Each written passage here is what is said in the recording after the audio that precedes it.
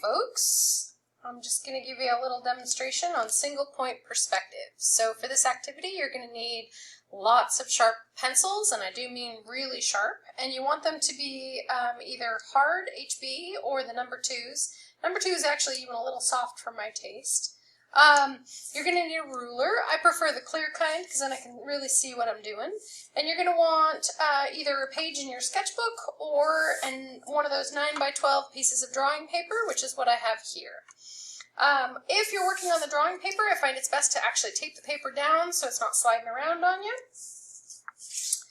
Okay, so the idea with perspective is that we are drawing an illusion on a flat surface, and our goal is to get that object we are drawing to look three-dimensional. So the first thing we're going to want to do is set a horizon line or an eye line in the center of our paper. So I'm just going to kind of eyeball it so that the top and the bottom look about even. And when I'm doing this, I really want to make sure that the ruler is level with both the top and the bottom of the paper. So it should be parallel with the bottom and top horizontal edges. And I double check that by lining up the edge of my ruler with the edge of the paper so that I can know that ruler is straight across the paper. I don't want it to be crooked at all, or this is not going to work for me. So I'm lining up my ruler. And because our eye line is a permanent line, we're going to make a nice dark line all the way across. And then let's label that. That's our eye line. And we call it that because it represents the line between your pupils that runs right through your eyes. So if this is your head, and here's your eye, this eye line represents your eye line. So if here's your paper, this eye line represents where you see on your paper what you're looking at in reality. So maybe here's our mountains, etc. So when we set the eye line always represents your point of view. If your point of view changes, your eye line changes. So when you're drawing from life, you never want to change your point of view. You always want to pick a spot and stay in it. Okay, so the next thing we're going to do is create a vanishing point. Okay, so to create our vanishing point, I want you to put your ruler back on your line, and I want you to find the halfway point between either edge of the paper. And so for me, I have 12 inches, which means I'm going to make a mark at 6 inches, right there on the line. And I'm going to give that a label. That is our vanishing point. VP stands for vanishing point. And that's a pretty important thing. What that means is that if I'm standing over here and looking off towards my horizon or my eye line, that parallel lines are going to converge on what is called the vanishing point. So if I were standing in the middle of the street and looking off towards the sunset, the street would appear to close together. It would appear to come together as it recedes back into space. And that illusion that happens in real life, even though we know the street never gets any narrower, but the illusion of what it looks like is what we are trying to replicate. So in order to practice this, we're going to start with a square. And we know that a square is a shape. It's two-dimensional and it's a flat. And whenever we draw horizontal lines in our single point perspective, we want to make sure that they are parallel with our eye line. So right now I'm going to line up my ruler, and I'm going to choose a space either to the left or to the right of the vanishing point. Something happens to kind of distort things when you put your drawing directly underneath of the vanishing point or directly above the vanishing point. So I always recommend that you shift either to the left or to the right slightly. It helps when you're learning the theory. When you get better at this, you can totally do a box or a cube wherever you want to in the paper, and it's fine. But to begin with, it's a little easier if you start kind of outside the normal. So I'm just going to make sure my ruler is level, okay, and I notice that it's parallel with both the top and the horizon line. And I just drew a line on the top and the bottom that gave me a set of parallel lines. And then, whenever I draw a vertical line, I want to make sure that it is a perfect 90-degree angle, or perpendicular, as the math term goes, to the horizon line. Okay, so in order to do that, I'm lining up the bottom edge of my ruler with the edge of the paper. And then if I look at this angle right here, that should be a 90-degree angle.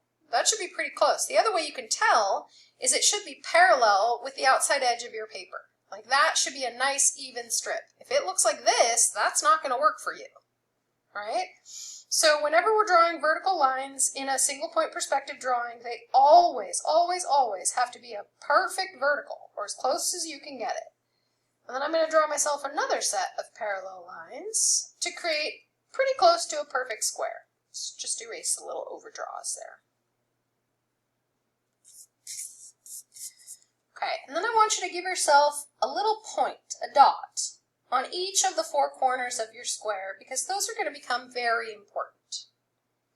Okay, and if this is a square, it's just flat right now, it's two-dimensional, but we want to make it into a three-dimensional cube, knowing this is our eye line and this is our vanishing point. Whenever we have a plane or a surface or a line that runs back into space or deep and away from us, we want it to kind of point at the vanishing point. Okay, so anytime a line runs away from you back into space, it's always going to line up with the vanishing point itself. So go ahead and put your pencil right on that vanishing point, and then I kind of rotate my ruler until it hits the first point of the box. And then these are going to be very light, kind of whispery lines, because we're probably going to erase quite a bit of these lines as we go. And we just want to draw a line from each of the four corners back towards that vanishing point. And we're going to do this with the bottom and the top, but also with the back corner. Even though we're not probably going to see the back corner, we still want to create that back corner, because we might need it in order to figure out where another edge is or where another edge begins.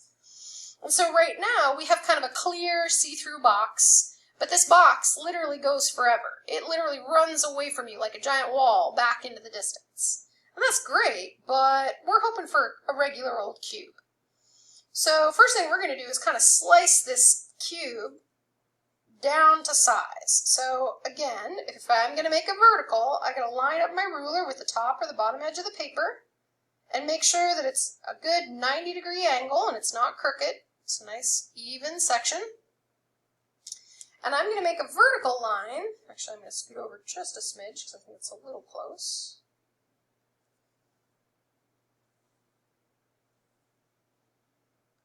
Now, my building here, my box, is going to be a little deeper than it is wide, but that's okay. So it's a little bit more like a rectangle Lego.